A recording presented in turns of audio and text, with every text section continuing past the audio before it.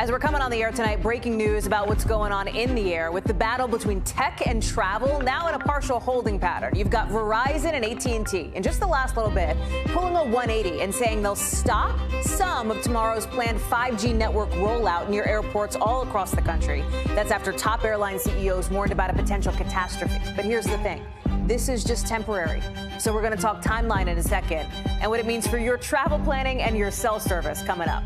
Speaking of timeline, by the way, the White House moved theirs, meaning you can sign up for your free COVID tests now, right now, a day early. When they actually ship, that's another question. With Omicron maybe plateauing in the Northeast, we're live with what you should know. Plus, an NBC News exclusive, a top Snapchat executive one-on-one with our Kate Snow about what they're doing to protect kids from fentanyl on the app. And have you heard of Stalkerware? It lets anybody secretly monitor somebody else's phone. We're talking exact location, pics, everything. Kind of creepy. Available everywhere on any app store. And tonight's original, how to protect yourself and the people you love. Then, a billionaire basketball team owner says Americans just don't care about human rights for Uyghurs in China. Turns out a lot of people think you should stick to talking sports. We've got that story later on in the show. Hey, I'm Hallie, and there has been a ton of movement today, every hour it seems, in this standoff between two industries we can't seem to live without. On the one hand, our cell phones. On the other hand, our plane trips. But tonight, right now, it seems like there's at least a temporary compromise. The phone companies basically giving in to pressure from the airlines and the FAA, hitting pause on plans to roll out some of its new 5G tech around U.S. airports. That was supposed to happen at midnight, right? Just a matter of hours away. But we just learned it's not going to happen, not near those big airports. As we were getting ready to walk on set for this show, we heard from the Transportation Secretary, Pete Buttigieg, who says he was appreciative of these wireless companies. But the FAA and the airline industry say the new tech could maybe mess with some of the instruments in the cockpits that pilots use for landing in bad weather. That's what part of the issue has been. The FCC, on the other hand, and the cell phone industry, they say that technology is safe. It's already being used in Europe. And they're saying, listen, the FAA, you guys had 2 years to plan for this. Writing, we are frustrated by the FAA's inability to do what nearly 40 countries have done, which is to safely deploy 5G technology without disrupting aviation services, and we urge it to do so in a timely manner. I just talked with the head of one of the country's biggest airlines, Alaska Air. The CEO tells me he's cautiously optimistic about where things are right now. Watch. Specifically made very clear this is just a temporary solution. How long, what is the timeline that you're looking at for how long you think this, let's call it a compromise, will last? Is it a matter of 3 months? Is it a matter of 2 years? Where are we on that spectrum? I think it's a key question, Holly. I think the FAA, it rests on the FAA to do the analysis. And this is a complex problem. The FAA has to go airport by airport, runway by runway, and do an analysis to clear these runways at airports so that we can safely fly. Let me bring in NBC's Tom Costello, who has been covering all the ins and outs of this story. Tom, big picture, is this crisis averted, like a crisis averted situation, at least for now? Yeah, I think so. I think that's exactly the situation. I think you had two mega industries, the airline industry and the cell phone industry, and they were in a standoff. They were not getting anywhere. The FAA and the FCC also in a standoff. And I think it took the White House to come in and say, OK, that's it. This ends now. And I think there was some real arm twisting. So in the short term, anyway, the cell phone industry blinked. AT&T and Verizon agreeing that for now they will not turn on, activate their 5G cell service sites near airports, right? The rest of the network will go live at midnight tonight, but around airports, no.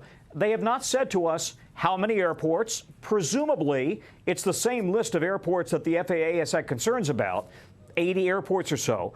We don't know how long. We don't know if this is 2 weeks, 2 months, 2 years. Right. We don't know. But the bottom line here is that presumably, given the statements today from all of the parties, they want the FAA to do a full and complete analysis to determine if there is any risk. And the FAA, they're asking the FAA to expedite that, but do it thoroughly. So I think we're looking at probably a few months. That's my guess. That's not any official guess. Well, I have to tell you, Tom, I spoke with Ben Minicucci of Alaska Airlines, and I said the same thing to him. I said, what are you planning for from a business perspective with this FAA review? And he said, listen, a few months, maybe a little longer, maybe a little less. Yeah. He says the airline industries want the FAA, to make sure they're thorough here. What's interesting, Tom, is you talk about President Biden here, right? Because you and I 24 hours ago, I think it was on this exact show, Tom, that you said to me, right now the ball is in the White House's court. And now now you have not just the transportation secretary, as we talked about at the top of the show with this new statement, but you have the president saying 5G is a top priority and that, quote, my team has been engaging nonstop with the carriers, the airlines, the aviation equipment manufacturers to chart a path forward for 5G deployment and aviation to safely coexist. But, Tom, here's the question. This is like FAA versus FCC going at it, and it came down to literally within a matter of hours from when the switch got flipped. Why did this go so wrong, right? This has been years in the making. Yeah, this is years in the making. I mean, this goes back to the Trump administration. There has been serious political infighting between the FAA and the FCC in both the Trump and the Biden administrations.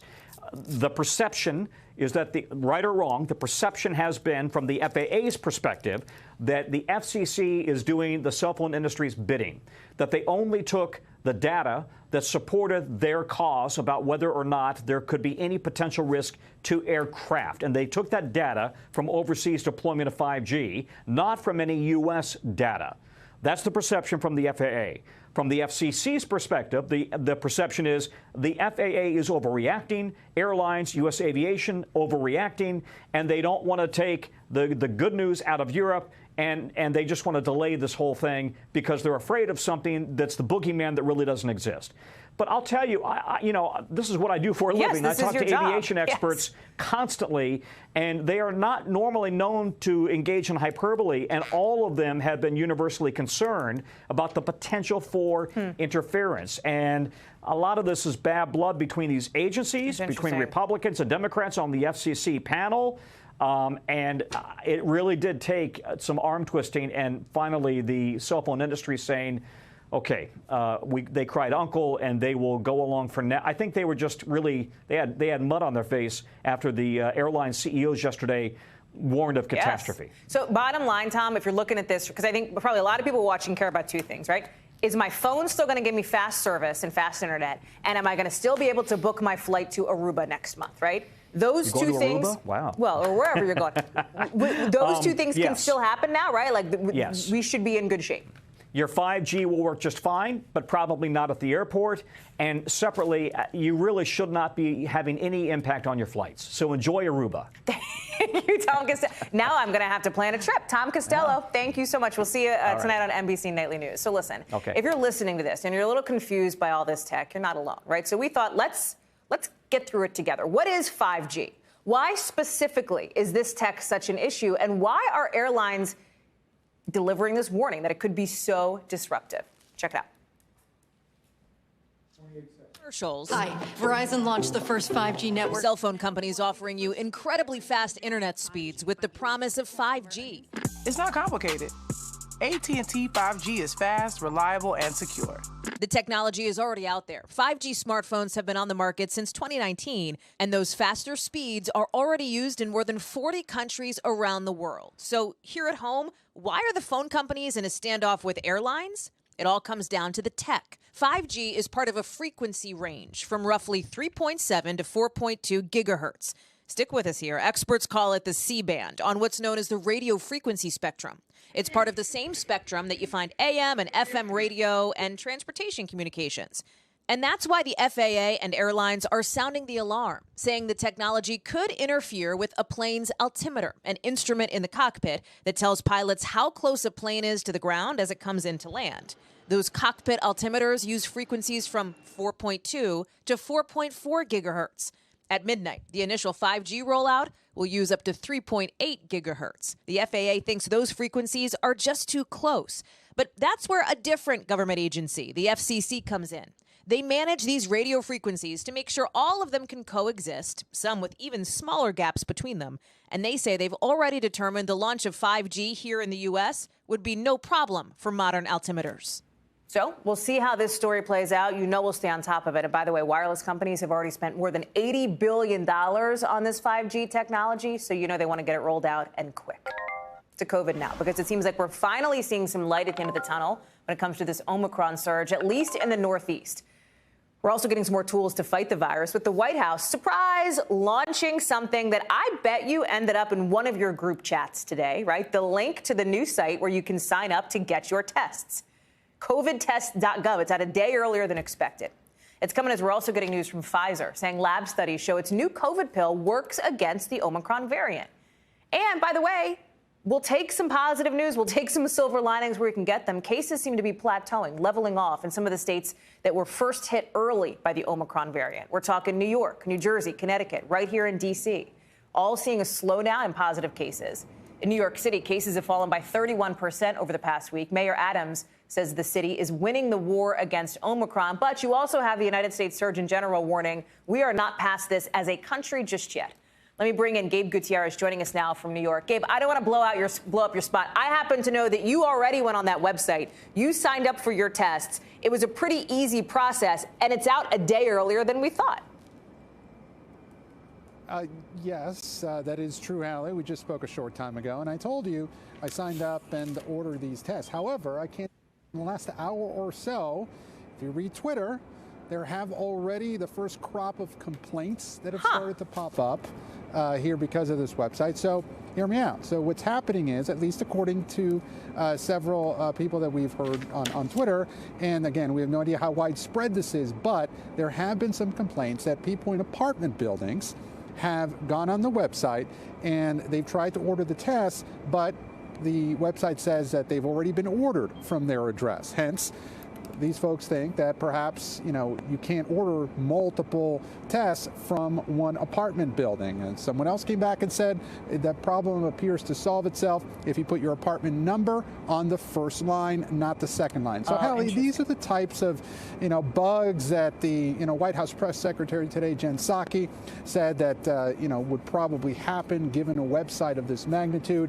As you mentioned, that this is now in the beta testing phase, at one day earlier than expected. The White House covidtest.gov, launching this website unofficially today. Expect to have a major rollout tomorrow. And of course, this comes after the Biden administration had announced 500 million at-home COVID tests last month, then an additional 500 million just within the last few days. But again, that website now up and running.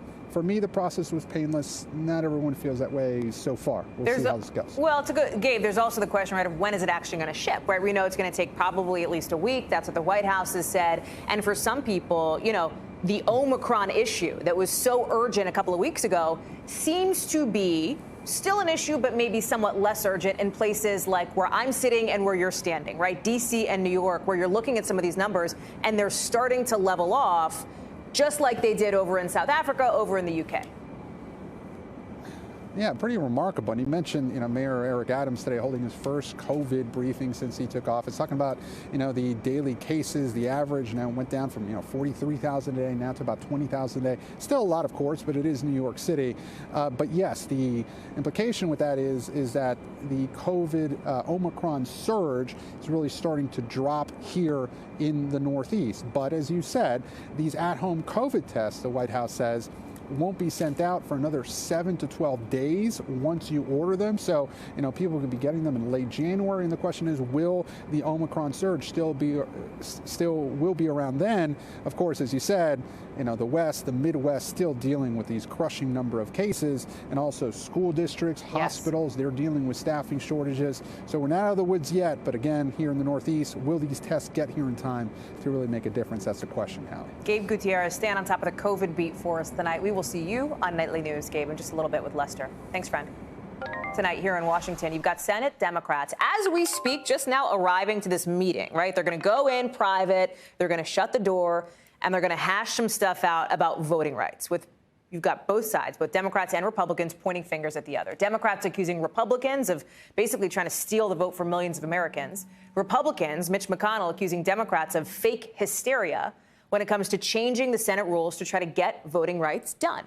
Watch. If Republicans choose to continue their filibuster of voting rights legislation, we must consider and vote on the rule changes that are appropriate and necessary to restore the Senate and make voting legislation possible. Voting to break this institution will not be a free vote or a harmless action, even if their effort fails. Civil rights groups have been turning up the pressure on Congress and the Biden administration to try to pass these bills, with that pressure now stretching well outside the bounds of Washington. Check out Stevie Wonder. Stop the hypocrisy. Cut the bull-ish. If you care and support our rights, do the hard work. You can't please everybody, but you can protect all of us. Stevie Wonder getting involved. But here's the deal, right? Right now, all Republicans are unanimously opposed to this voting rights package. Democrats support it, even the Democrats who don't want to support this rules change to actually get it done. And that's where the issue comes in, right? Because without Republican support, Democrats need every single one of them to be united to change the rules, called the filibuster, to be able to get this voting rights package across the finish line. I want to bring in from Capitol Hill Garrett Haake. So, Garrett, here's the bottom line, and I don't mean to sound, I don't know what the word is. This looks destined to fail. It just does, because the two senators on the Democratic side who have said, yes, while we believe in voting rights, we also don't want to change the rules. They've been saying that for months. This looks like Don Quixote at the windmill, this meeting that's happening right now with Senate Democrats behind closed doors. And yet, I know that Senator Durbin and some others are now saying, well, maybe we could do a talking filibuster, which is like that, what I think people at the old-fashioned, Mr. Smith goes to Washington, let's talk and talk and talk and run out the clock, basically, on this. Help people understand, Garrett, for the love of the Lord, please, what's happening here. Yeah, your analysis is spot on. I mean, Democrats understand there's a very narrow window for possible success here. And what they've spent all day coming up with is the kind of Goldilocks option where they might be able to change the filibuster enough to get this bill passed, these voting rights bills passed, but not so much as to upset Joe Manchin and Kyrsten Sinema, who want to preserve it. What they have seemed to come up with throughout the course of the day is to go back to, as you said, kind of a Mr. Smith goes to Washington version of the filibuster, which is, as long as the minority holds the floor, they can get out there and speechify for days or weeks, and it would still take 60 votes to cut them off. But the minute they stop, then you could have an end of debate, go to the vote with just 50 votes. That seems to be the plan that Democrats were hoping to present to their caucus tonight at this closed-door meeting. But even before the meeting starts, Hallie, Joe Manchin just told reporters he didn't like that idea. He doesn't want to see anything where you could go on to a vote. Yep. He was asked specifically about this plan. He says anything you can go straight to the vote with just a simple majority. He's not for it. The entire careful planning of the last few days for Democrats falling apart before they even get started, it looks like. So then what is the next step for Senator Chuck Schumer, who's leading the Democrats in the Senate in this charge? Is he really going to, I think you phrased it really well last night. You said he's going to maybe make his members walk the plank here. Is that still on track to happen? It seems to be. Look, there's two votes here, and we should separate them out, right? Schumer wants everyone to vote on these voting rights bills. Right. He wants all 50 Democrats to vote in favor of them, all 50 Republicans to vote against them. I don't think there's any controversy about that. Let me just stop there, because it looks like we know that that's the case, right? We know that 50 Republicans are unanimously opposed to this voting rights package. We know that all the Democrats support this underlying bill, these bills to protect voting rights. So go ahead. Right. So we haven't even had a vote on that yet, Hallie, and I think that's important, right? I mean, Schumer wants people's names to be written down with that official vote.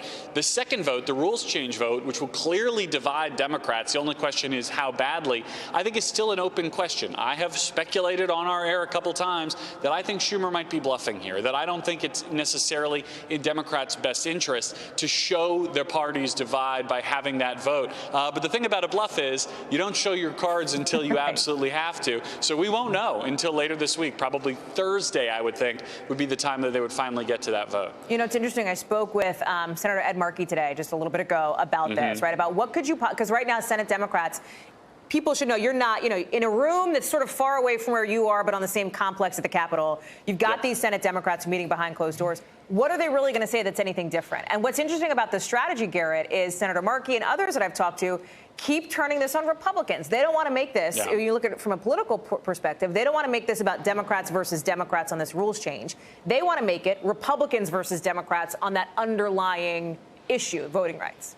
Yeah, look, this is pretty straightforward. It's a lot easier for Democrats to say, vote for Democrats, we're for voting rights, Republicans aren't, than it is to say, vote for Democrats because some of us want to change this rule and some of us don't want to change it. And if we do, it might be slightly easier for us to pass a whole bunch of these other things, right? The messaging is just simpler if they stay focused on the bills. That's one of the arguments here, but it's not the only one. Ed Markey's fellow Massachusetts Senator Elizabeth Warren has said today she wants this vote to happen. She wants the people who are opposed to changing the rules to be exposed. That's the debate that's happening behind closed doors. Garrett Haake, I know it's going to be a couple of late nights for you this week. I appreciate you being with us on NBC News Now. Thank you. Over down Pennsylvania Avenue now to the White House with a warning today. The Secretary of State Blinken heads overseas for meetings with Russia and Ukraine to try to tone things down, basically head off some kind of Russian invasion. And listen to how Press Secretary Jen Psaki framed it. Listen to this. Our view is this is an extremely dangerous situation. We're now at a stage where Russia could at any point launch an attack in Ukraine. This is serious stuff here when you look at what's going down on the Ukrainian border. You've got Blinken meeting with Russia's foreign minister Friday after he meets with Ukraine's president tomorrow. More than 100,000 Russian troops are all along the Ukrainian border. So, as the press secretary points out, this is urgent. This is really high stakes right now. Carol Lee joins us for more on this. And Carol, we heard from Jen Psaki that no option is off the table in this view. Talk to me about the geopolitical diplomatic maneuvering that has to happen over the next 72 hours. Yeah, look, Hallie, the reason they're saying no option is off the table is because of everything you just said, which is this is getting very intense and very close, and the U.S. is sounding alarms on this. One of the options that the U.S. has considered is essentially cutting Russia completely out of the global economy by removing them from SWIFT, and that would be a really aggressive move, and that's what they're saying is not off the table. There are other things that they would do in terms of potentially sanctioning banks, arming the Ukrainians with more lethal weapons, things like that if Russia were to go across the border. But this is something they're desperately trying to figure out if they can end in a different way, something that they can get a diplomatic resolution to. What are the chances that happens? And Carol, I ask you that not because I think you really have an answer to it, because you don't have a crystal ball and I don't have one, right? But like, we've seen talks between Russia, the U.S., NATO's been involved, right, to try to get Vladimir Putin to back down from the brink. He is playing some game and nobody's in his head right now, and definitely not Secretary Blinken.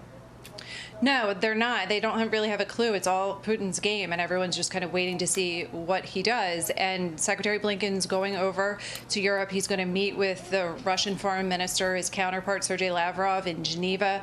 The White House says that his message will be that there is a diplomatic option here, and if Russia does move forward, then there will be consequences to that.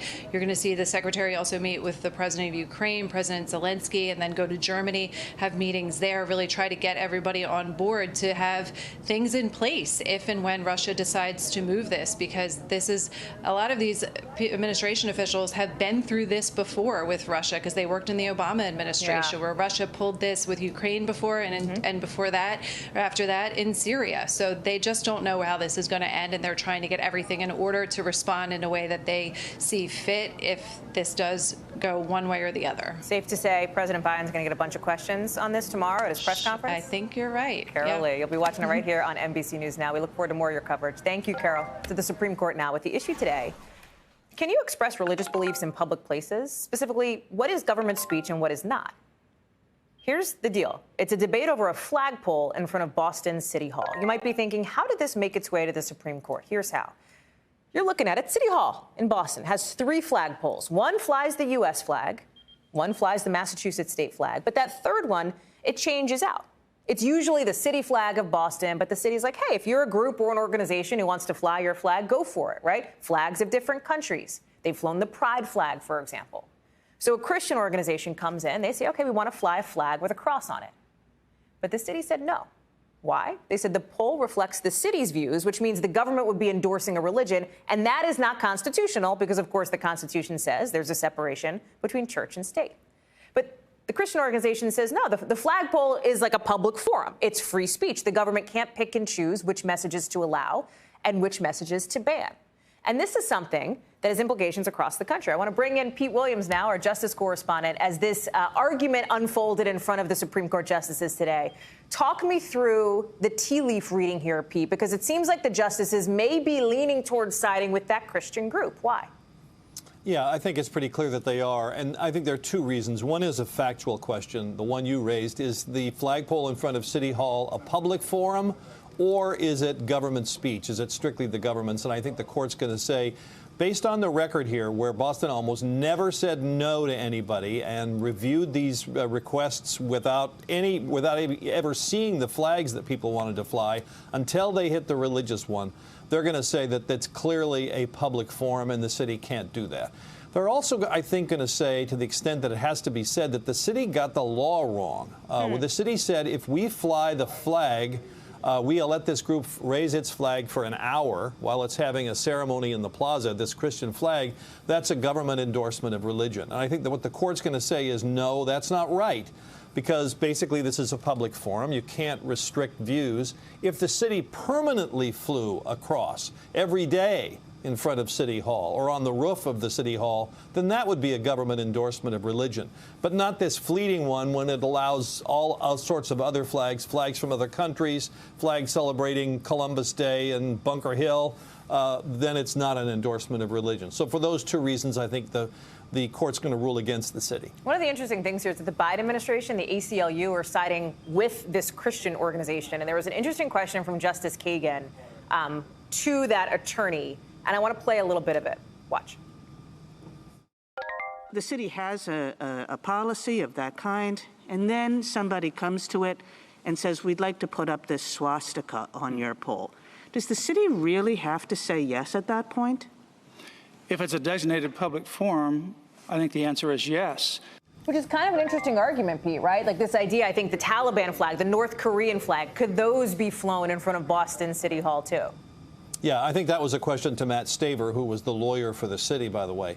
So what he said is, if the city allows a black flag, Black Lives Matter flag, then it's going to have to allow a Proud Boys flag. As he said, that's just the way the First Amendment works. But the city can set some limits, as he also said, the city could say, okay, terrorists are off limits. So I do think what's going to happen here is the city is going to redraw its policy and say it is government speech. The city's going to have much more control over which flags it allows. It'll have city officials raise and lower the flags. They'll be down there when the ceremonies are held in the plaza in front of the courthouse, in front of the city hall, to make it much clearer that this is government speech and that they won't have to get into that. Real quick, Pete, and I got to ask you this. Explain me why it matters to people who don't live in Boston piece of this, right? Anybody who maybe cares about free speech or religion. Explain the bigger picture here, because I don't want to lose sight of that as we get into the back and forth, which is interesting, what happened in court.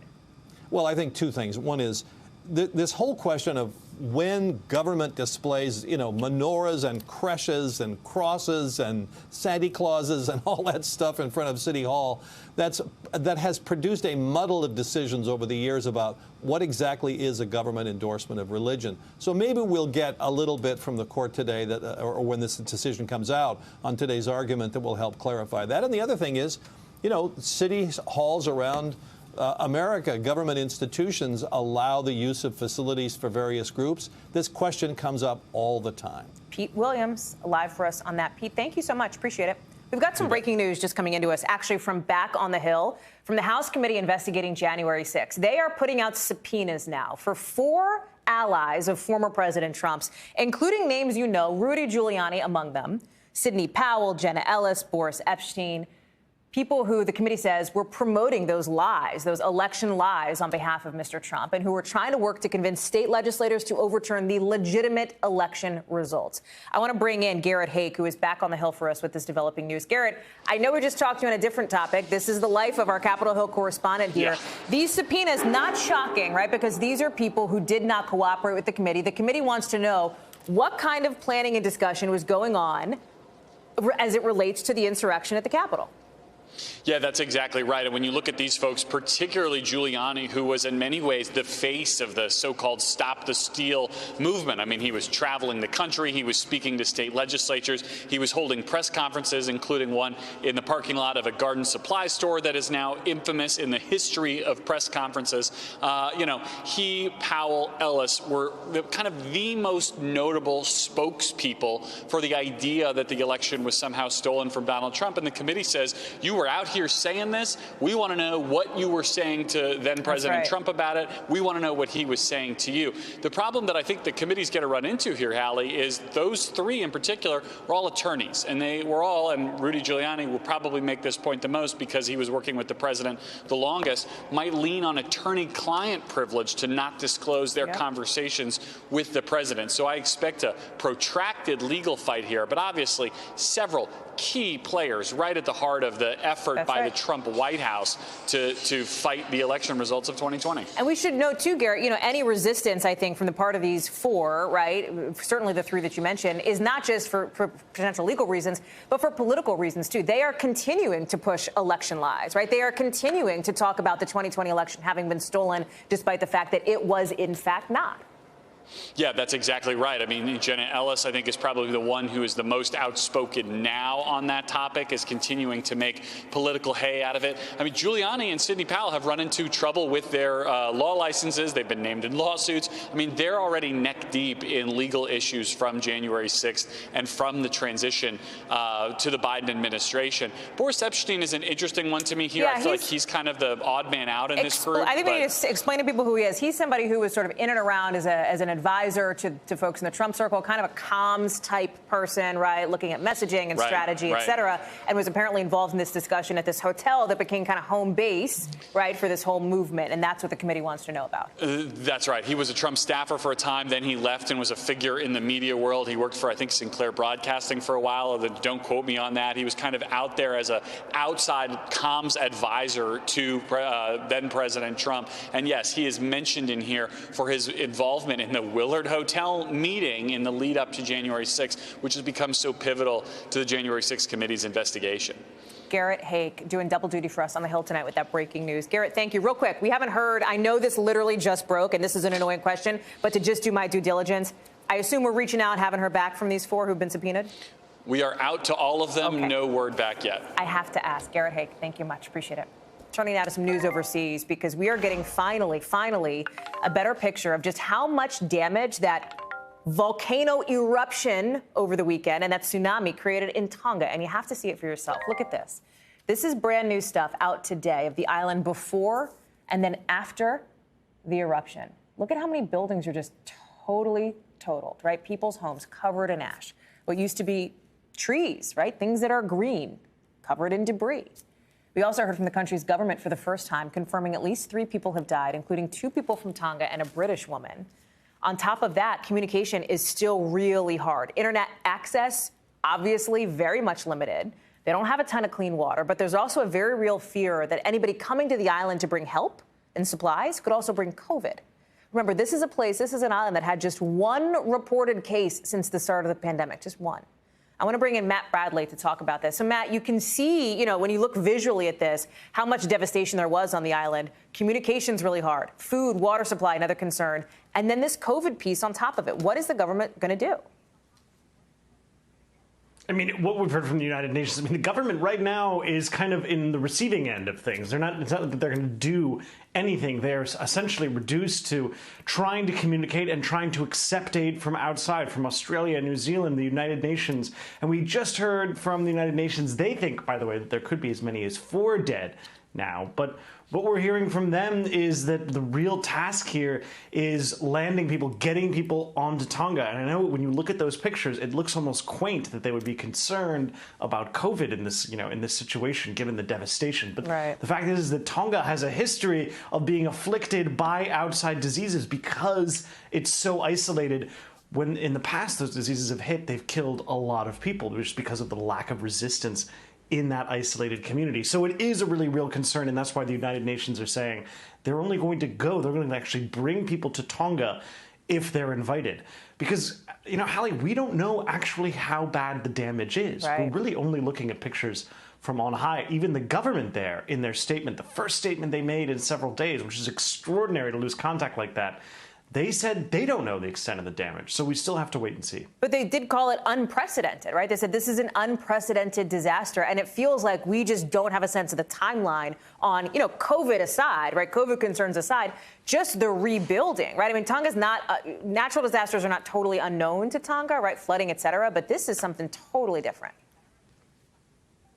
Yeah, this is a totally different thing. Unprecedented. But again, unprecedented could mean many, many different things. And a lot of this, when you look at those satellite images, a lot of that is simply ash covering buildings. And that's what happened at the airport. That's why the airport is such a headache for the government, because they have to dig it out, essentially, in order to allow planes to land. They have no other option. So a lot of this is going to be just the worst case of, dusting ever, just getting all of this ash off everything, and then an evaluation of just how much damage underneath that ash can be done. But right now, the whole country is just coated with ash, and the immediate concerns are not necessarily rebuilding. They're things like getting water and fixing that massive undersea cable, the only cable that connects Tonga to the outside world. Without that undersea cable, which was severed during the eruption, they can't even communicate with anybody.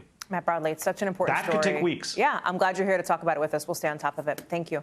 Coming up here on the show, one Senate candidate making a serious political statement in his first campaign ad by smoking a blunt. Not for fun, but to send a message. We're going to explain coming up in the 5 things. Plus, Snapchat is cracking down on drug dealers, using the platform to push counterfeit and sometimes deadly pills. But for some parents, it's too late. We've got Kate Snow with this exclusive next.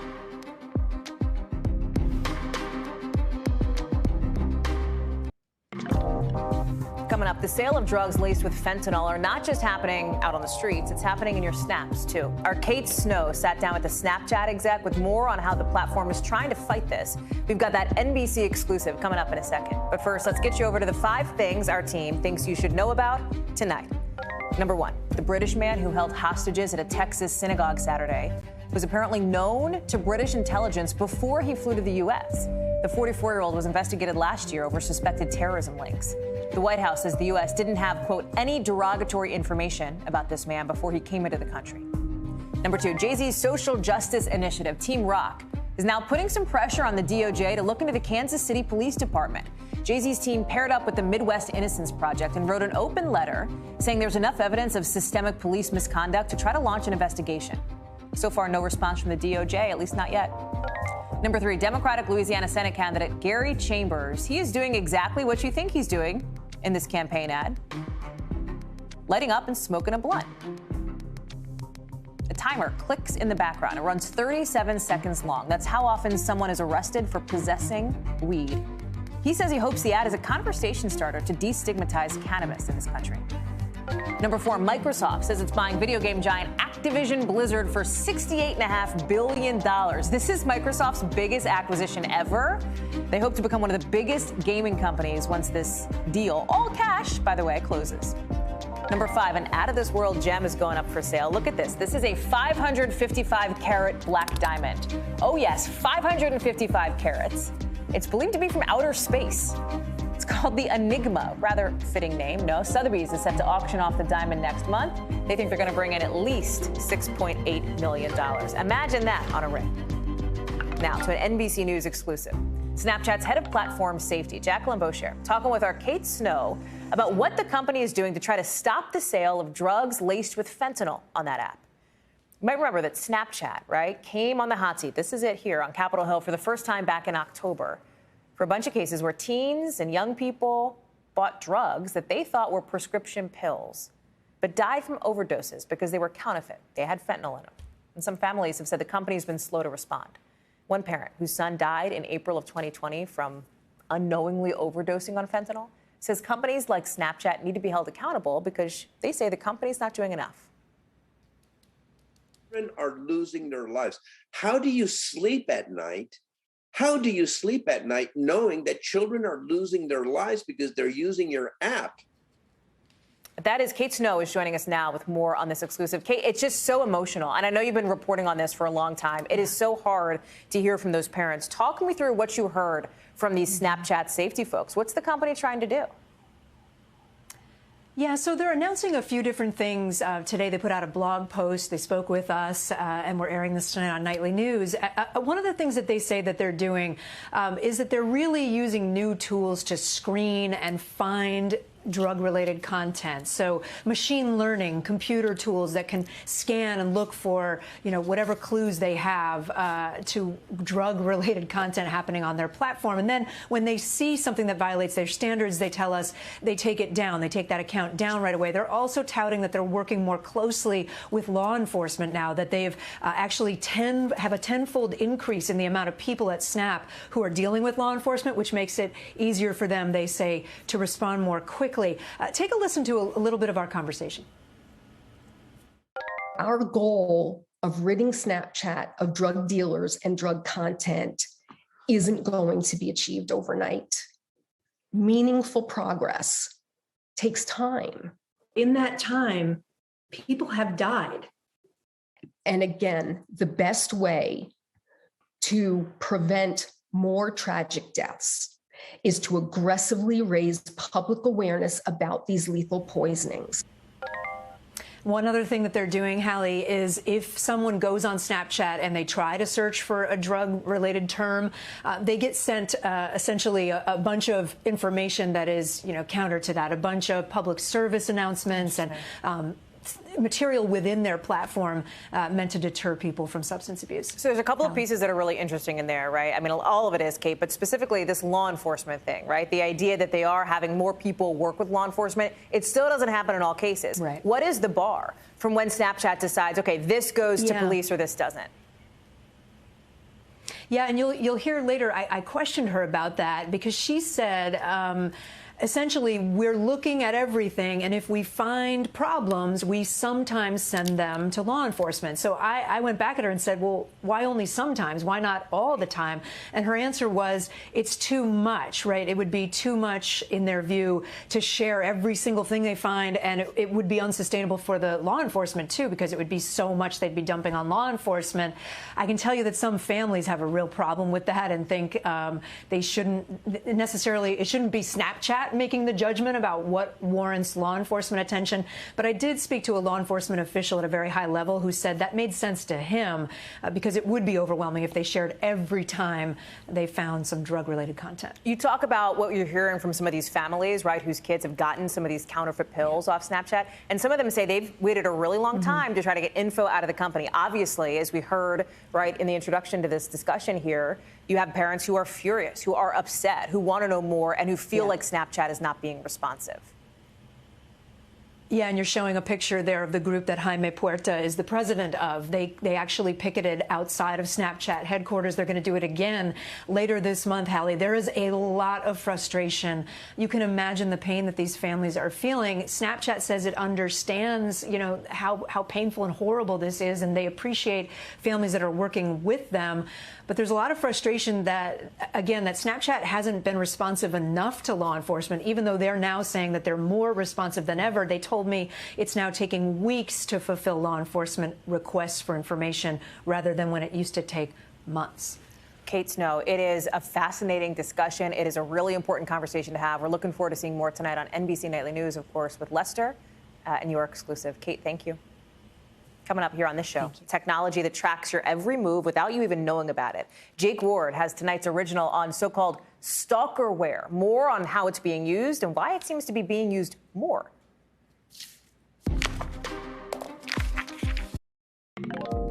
NBC News covers hundreds of stories every day, and because you couldn't possibly read or watch or listen to them all, our bureau teams have done it for you. This is what they tell us is going down in their regions in a segment we call The Local. From our Midwest Bureau, a Michigan man says he is lucky to be alive after his snowmobile caught fire. Look at that thing. So this is Warren Chamberlain's sled. Caught fire on a trail. He didn't even know it was happening until the rider behind him, the guy behind him, yelled, "Hey, dude, your sled's on fire, get off." I don't know if that's exactly what he said, but it was to that gist. Neither of the people who were on the trail knew how the fire started, but again, he is out with no injuries. From our West Coast Bureau, L.A. Mayor Eric Garcetti nominating the first woman to lead the city's fire department, Kristen Crowley, 22-year veteran of the department. She's already made history as the LAFD's first female fire marshal and the second to earn chief deputy rank. Her nomination comes after calls for the current chief to resign over harassment allegations. He announced his retirement today. And from our Northeast Bureau, former New York City Mayor Bill de Blasio, if you were dying to know what his next move would be, do we have news for you? He is not running for governor. He's dropped hints about it for months, but it looks like he is not going to be joining the field of Democrats challenging the incumbent Kathy Hochul. De Blasio says he's going to be sharing more news about his future plans soon. Now to today's original, some in-depth reporting on a topic we've been keeping an eye on. And tonight we're looking at, among the millions of apps that you can get to download is this terrifying category that critics call stalkerware. They're invasive apps. They seem sometimes tailor-made to let abusive spouses or partners monitor and collect data on their victims. This stuff tracks everything. Jake Ward got a hands-on look at just how this tech works and what we can do about it. Zoe Rose says a romantic relationship early in her life turned abusive. And so I had no context to what was normal. And unfortunately, it got to a point where it was every single thing that I did was controlled by this other person. And she says that went all the way to her digital life. I had a desktop that I was logged into my accounts. He had access to that desktop as well, so he can very easily go onto it. Today, that sort of spying is now an industry. Critics call it Stalkerware, a category of apps that secretly monitor another person's phone. Yeah, I think we started looking... Marcin Klaczynski's cybersecurity company is part of an industry coalition fighting the rise of these apps. How much of an increase have you seen during the pandemic? So the increase we saw during the pandemic in terms of actual spyware being used and stalkerware being used for that purpose was about 1,600%. So 16 times over, we saw an increase in terms of the numbers of victims out there. And that is just in the time that we were all stuck at home? That was just in the few months that we were stuck at home. I found an app in seconds online. I installed it, and then I brought my phone to Eva Galprin, who fights these apps as cybersecurity director at the Electronic Frontier Foundation. The maker of the app did not respond to requests for an interview. Shouldn't the phone in some way be telling me that there's a problem and someone's following me around? Well, that's what Stalkerware is. What makes it Stalkerware is that it is designed to fool the user into thinking that they're not being spied on. If an abuser can break into a victim's phone or force the victim to hand it over, they can install this sort of app and gain access to all kinds of information. Galprin walked me through everything this hidden app could tell her about me. Where have I been recently? Can you tell me? You have been to United States, Oakland. Oh, geez. I don't even want you to say on air that's my street address. That's crazy. Okay. Yes. What else? What are other categories of things? What I have here are the photos on your phone. These are all photos, by the way, that I would not want out in the world, so that's amazing. Okay. It went on and on. So not only do you have my location, my text messaging, my contacts, but you have every word to the letter that I have typed into any program. Yes. This morning I was looking at the URLs of various organizations that might help an abuse survivor get away, and you're saying this would pick that up. Yes, yes it would. Which obviously shows just how dangerous it is to operate on a phone like this when you're seeking to get away from an abuser. Absolutely. Some apps say they're for monitoring one's children. But because intercepting digital communications is a federal offense, so-called stalkerware could be a criminal industry operating in plain sight, Galprin says. They sell it under different names, they sell it under different brands, they put different skins on it, but essentially under the hood, it's the same half dozen products. One of the things that law enforcement can do, that attorneys general can do, is actually enforce the laws that are on the books. Today, Zoe Rose works in cybersecurity and says the industry, which has made spying on one another as easy as downloading any app, hides behind a natural impulse. Stalkerware is also advertised as a logical thing.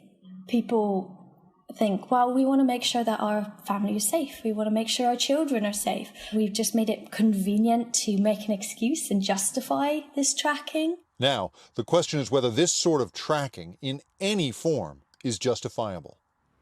Jake Ward is with us now. Jake, it is fascinating reporting. I think it's scary, right, for a lot of people to see. And I'm just so struck, not just by your exchange. I mean, your street address she was able to identify through this, right? But the idea that some of this seems like it could be criminal. Why isn't it more aggressively prosecuted? Some of this seems like it could be a slam dunk. Well, it absolutely is criminal. Under federal and state laws, intercepting electronic communications is criminal. And until now, unfortunately, this category of apps had been hiding behind the idea that it was for family monitoring, child monitoring. But the good news here, Hallie, is that we are starting to see action. In fact, the Federal Trade Commission just last month announced that it was finalizing an order acting against what it actually calls a stalkerware provider, a company called Support King, which did business as something called spyphone.com, and its CEO, ordering them to shut down, ordering them to delete data. It could be that we're starting to see action being taken against this category. I have a hard time letting you go without doing, and I don't want to be like so news you can use, but like, how do you know if there's stalkerware on your phone? How do you protect yourself? Can you walk us through that? Because that feels like such a question right now. Well, the tough part of it right here is that actually abusive spouses actually, will take a phone or demand a phone from somebody. And so in that case, it's very hard to defend oneself. But it's checking to make sure that you're using two-factor authentication wherever you go. It is keeping good track of your phone. And there are settings you can go into. If you Google up how to resist stalkerware, there are, in fact, settings you can change. But here's an important thing. If you are in an abusive relationship, Hallie, you should not do those things. You should try to get a new phone because you don't want to set off your abuser. That is a really important part of this. So it's a very sensitive thing. And what we can really hope is that further federal action will get taken against this terrible category of app. It is such important reporting, Jake. It is really critical, and we should note there are a lot of resources available, including the domestic violence support hotline that folks should turn to if they are in danger. Jake, thank you. Coming up, the Golden State Warriors playing a bit of defense this afternoon, trying to distance themselves from the partial team owner who is in some big trouble for stuff he said about Uyghur Muslims. What he said, why it matters, and what could happen next.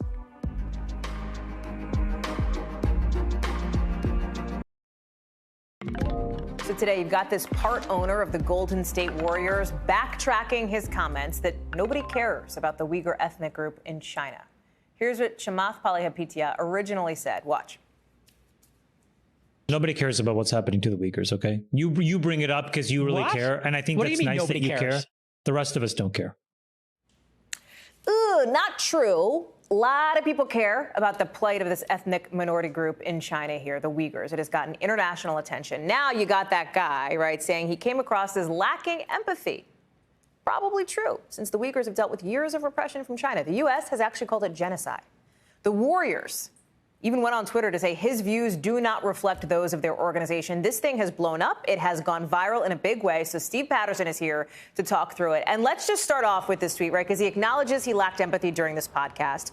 But this is an instance, and can I just be real, Steve? It's like I'm not going to say the word that starts with an A that I'm thinking of. He's like a guy who seems like he could be kind of a jerk, acting like kind of a jerk, and there's nothing more that people on the internet love than taking down somebody who they think is a jerk. I mean, look, I would call the response broad disgust across the board, Hallie, both for the original comment and for the apology, or as he's called it, the clarification. And to be fair, when you're talking about this and you listen to what he says in full, and I did, he doesn't really leave much room for clarification. This really is not a case of the media or the masses on social media taking a larger conversation out of context. This is a man essentially saying he does not care about the genocide of a people. He's challenged on that in the moment, and he very clearly doubles down. So now many, including human rights activists, lawyers, and now at least one NBA player, a star, we can put that tweet on screen for you, they've all come out condemning his comments and saying that the follow-up post also rings hollow.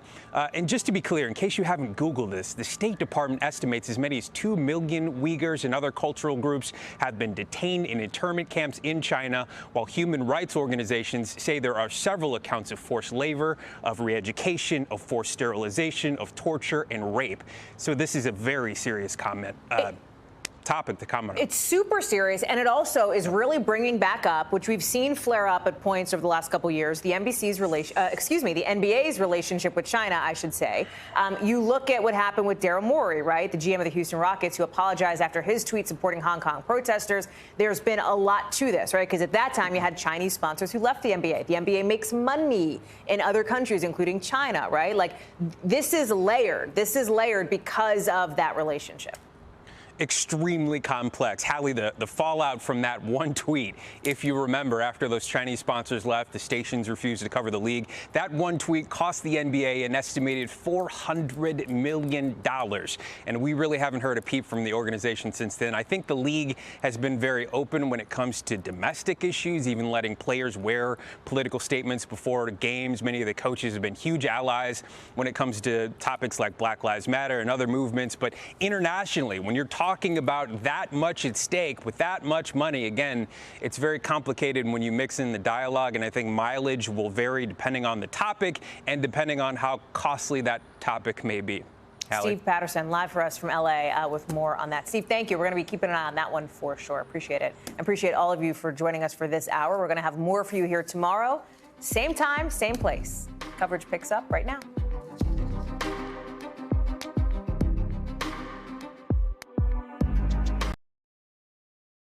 Thanks for watching our YouTube channel. Follow today's top stories and breaking news by downloading the NBC News app.